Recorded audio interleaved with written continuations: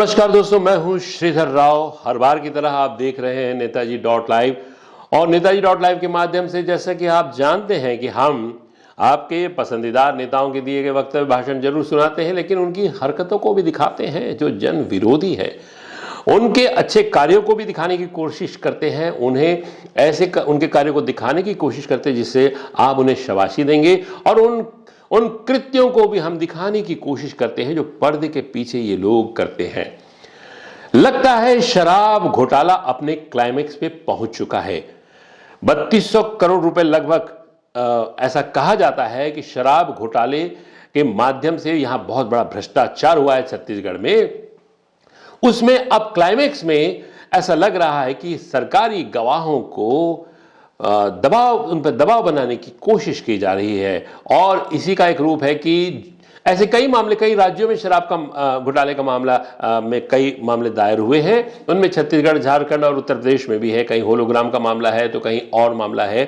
झारखंड में जो सरकारी गवाह छत्तीसगढ़ में पूरी बुनियाद है इस पूरे भ्रष्टाचार की, जिनकी कनपट्टी पर रख के, ऐसा कहा जाता था कि जिनकी कनपट्टी पर रख के व्यवसाय किया गया है, जिन्हें दबाव बनाकर यह व्यवसाय किया गया है, वे यहां सरकारी गवाह बने। और उन्होंने चुनाव के ठीक पहले भी असहयोग आंदोलन छेड़ दिया था बिना सप्लाई बंद करके। वो लोग यहां इतने प्रताड़ित थे कि अपनी बात कहे कहां, क्योंकि वो सामान्य व्यापार से जुड़े नहीं थे, इसलिए उनके प्रति कोई सिंपैथी नहीं होगी। वे शराब से जुड़े थे, शराब के प्रोड्यूसर से, जो यहां छत्तीसगढ़ में शराब घोटाले में सरकारी गवाह बने। लेकिन चूंकि ये मामला बन रहा है और सीधे सीधे लास्ट मोमेंट पे ये क्लाइमेक्स पे चल रहा है और कहीं ना कहीं इसके मुख्य सरगना तक के ईडी पहुंच जाएगी, जांच एजेंसियां पहुंच जाएगी। जांच एजेंसी ने भी बड़ी लंबी कार्रवाई की, बड़ा लंबा इन्वेस्टिगेशन किया और एक एक परत दर परत खोलती जा रही है। झारखंड में भी ऐसा एक मामला हुआ और उसमें भी वो आरोपी जो छत्तीसगढ़ के रहने वाले हैं, वो जो अभी जेल में हैं, जो पिछले शराब घोटाले में जिनकी एजेंसी काम करती थी, वो आरोपी बनाए गए झारखंड में। लेकिन झारखंड में बहुत ही इंटरेस्टिंग बात यह है कि जो शराब के प्रोड्यूसर थे, जिन्होंने वहां पर भी सप्लाई शुरू की थी और शुरुआती दौर में यह भ्रष्टाचार यहां उजागर हुआ और वहां झारखंड में भी वहां पर भी यह मामला दायर कर दिया गया। लेकिन वहां पर एक बात बड़े गौर से देखी गई है कि जो सिंडिकेट था, जो भ्रष्टाचार करने की कोशिश की शुरुआत वहां कर रहा था शुरुआती दौर में, उसके नकेल कस दी गई। अब पता नहीं कितना व्यापार हुआ होगा। और ऐसा भी बताते हैं कि जो IMFL, जो शराब यहां से गई थी, उसे आनन फानन सरकारी एजेंसी ने नष्ट भी कर दिया, ऐसे कहते हैं, सूत्र बताते हैं। अब जो झारखंड में जो मामला था वो सीधे सीधे वहां के मुखिया के ओर जा रहा था। अब यह बात बड़ी इंटरेस्टिंग है कि छत्तीसगढ़ में जो सरकारी गवाह हैं, जो डिस्टिलर, जो सरकारी गवाह बने, अब वही लोग झारखंड में आरोपी बना दिए गए। ऐसा अभी प्रथम दृष्टिया देखने से लगता है, लेकिन इसकी अगर पूरी वजह आप देखने जाएंगे तो लगता है कि कहीं ना कहीं राजनेता जो भ्रष्टाचार में लिप्त हैं, एक दूसरे को कैसे मदद करते हैं, वो इसका जीता जागता उदाहरण है।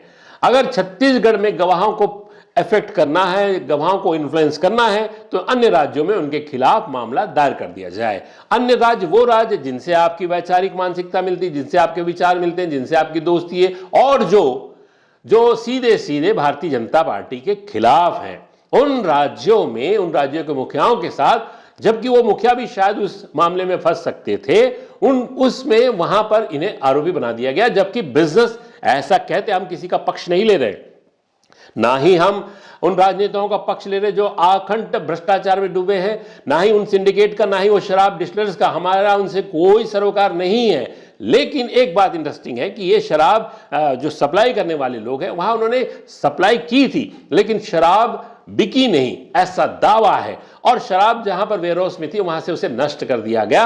आरोपी वो लोग थे जो सिंडिकेट यहां चला रहे थे, वहां पर भी चला रहे थे। और एक बात है इसमें, सबसे बढ़िया बात है कि इनमें पूरे इस फिल्म, अगर इसे फिल्म के रूप में देखा जाए तो इस पूरी फिल्म के जो डायरेक्टर थे, अमरपति त्रिपाठी जो थे, वो दोनों राज्यों में पाए गए। उस राज्य में कंसल्टेंट भी बन गए, इस राज्य में भी सेवाएं ले रहे थे, इस राज्य में भी सेवाएं दे रहे थे, उस राज्य में भी सेवाएं दे रहे थे। जबकि एक प्रशासनिक अधिकारी को एक ही जगह सेवा देने का अधिकार है, अब दूसरे राज्य में किस आधार पर दे रहे थे, ये सबसे बड़ा मामला है। उसके साथ साथ वो किसकी सेवा कर, वो फिल्म जो बना रहे थे उस फिल्म के कैरेक्टर कौन कौन है आप देखते हैं। अगर इसे हम एक फिल्म के रूप में देखें तो भ्रष्टाचार के शोले, या यूं कहिए कि भ्रष्टाचार फाइल्स नाम की एक फिल्म बन रही है। उस फिल्म का क्लाइमैक्स सीन शूट हो रहा है। उस क्लाइमैक्स सीन में रम्या कुमारी की एंट्री होती है और हाल फिलहाल वो अरेस्ट भी हो जाती है। और उस फिल्म के मेन किरदार जो होने वाले हैं कका कुमार, जो बहुत ही पॉपुलर हैं, जिन्होंने एक अपने अपने जब उन्हें सत्ता मिली तो उन्होंने धुआंधार बैटिंग की, और इस मामले में कका कुमार के पुत्र भी शामिल हो गए, वो भी जेल में है। और आप मान लीजिए कि कका कुमार चूंकि बाहर हैं, वो किस तरह से गवाहों को प्रभावित कर रहे हैं, इसका सीधा जीता जागता उदाहरण है। क्या जिन डिस्टिलरियों से आईएमएफएल की सप्लाई हुई थी वहां किसका कंट्रोल होता है? जिन डिस्टिलरियों पे जो प्रोडक्शन होता है वहां किसका कंट्रोल होता है?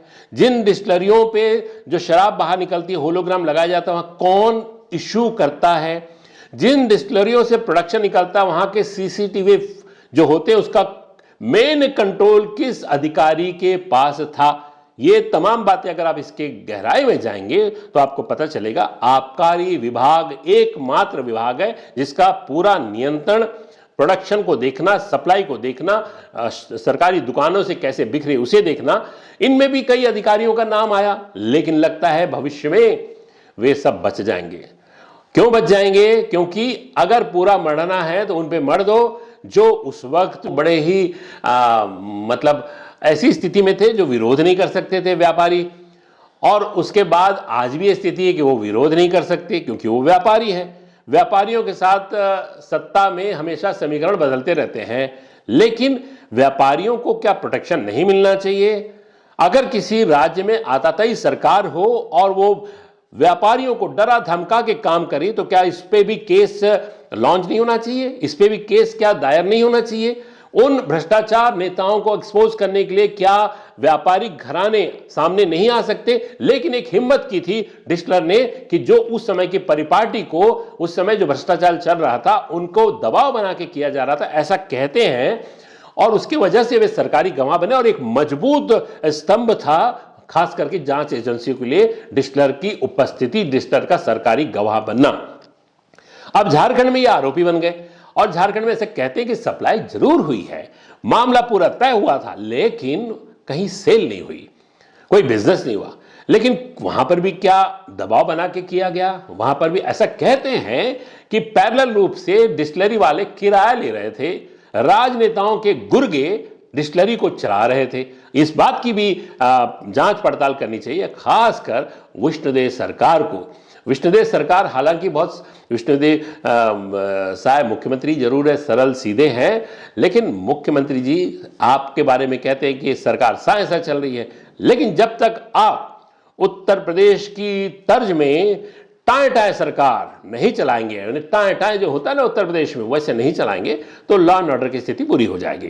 उसी की वजह से कुछ अपराधी, कुछ भ्रष्टाचार में लिप्त लोग वो रास्ता निकाल रहे हैं जिससे कि उन पर दायर मामले या उन तक के, उनके गिरफ्तार तक पहुंचने वाले मामले कमजोर हो जाए, आने वाले समय में वो फिर से खुली हवा में घूमे। लेकिन मुख्यमंत्री जी, शराब घोटाला एक बहुत बड़ा घोटाला है, जांच एजेंसियां ईमानदारी से उसमें काम कर रही है। आपकी सरकार को भी ईमानदारी से यह देखना चाहिए कि व्यापारियों के साथ कहीं ज्यादती तो नहीं हुई। क्यों आपको इसलिए, हालांकि शराब प्रोडक्शन के लोगों से, शराब प्रोड्यूसर से लोग कम बात करना चाहते हैं सिवाय पप्पू भाटिया के। सार्वजनिक जीवन में पप्पू भाटिया के साथ मंच में नेता फोटो खिंचा लेते हैं, लेकिन अन्य शराब इकाइयों के नेता, उनके जो मालिक है उनके साथ बंद कमरे में ही मिलते हैं, उनके साथ वो असहज नहीं महसूस करते, क्योंकि पप्पू भाटिया एक ब्रांड है। इसी की वजह, और इतना कंट्रोल भी है। और ऐसा सुनने में आया कि एक मैडम जो अभी बड़े बड़े पद में थी शराब डिपार्टमेंट में, वो जाते छुट्टी में जाते जाते ये कह रही थी कि शेरा बिकना चाहिए, गोवा बाद में बिकना चाहिए। ये कहाँ की रीत है? पप्पू भाटिया जी का कंट्रोल, हमें भी जानकारी मिलती है बंद कमरों की, सूत्र बताते हैं, वो भी आबकारी के सूत्र, लेकिन हम अपने सूत्रों का खुलासा नहीं करते। और ये आरोप है उस मैडम पे जिन्होंने जाते जाते कहा शेरा बिकनी चाहिए, लेकिन गोवा नहीं। इसका तात्पर्य क्या है आप ही लोग जाने, हम शेरा और गोवा को तो नहीं जानते हैं, हम सोचते हैं कि कोई ऐसा नाम होगा, लेकिन ये बहुत बड़े पॉपुलर है। और शेरा तो पॉपुलर नहीं था, लेकिन शेरा पॉपुलर हो रहा है। एनीहाउ, हम ये कह रहे थे कि न्याय सबके साथ होना चाहिए। आरोपी हम कहते हैं जब तक आरोप सिद्ध ना हो जाए।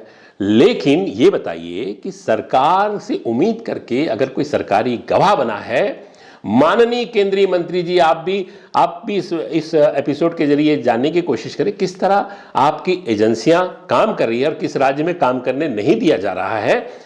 यहां के जो गवाह है वहां कैसे आरोपी हैं। हालांकि ये जांच का विषय है और बहुत गहराई से जांच की जा सकती है। वहां पर हो सकता है कि कोई और वहां पर कोई और व्यापार हुआ हो, लेकिन हमारे सूत्र बताते हैं वहां ऐसा कुछ नहीं हुआ। वहां पर जरूर मामला दर्ज हुआ था, लेकिन उस पर जानबूझ के आरोपी बनाया गया है, और ताकि कल को कोर्ट में ये गवाह अपने बयान से पलट जाए और काका कुमार जैसे क्लाइमैक्स में के बाद आने वाले हीरो साफ साफ बच जाए।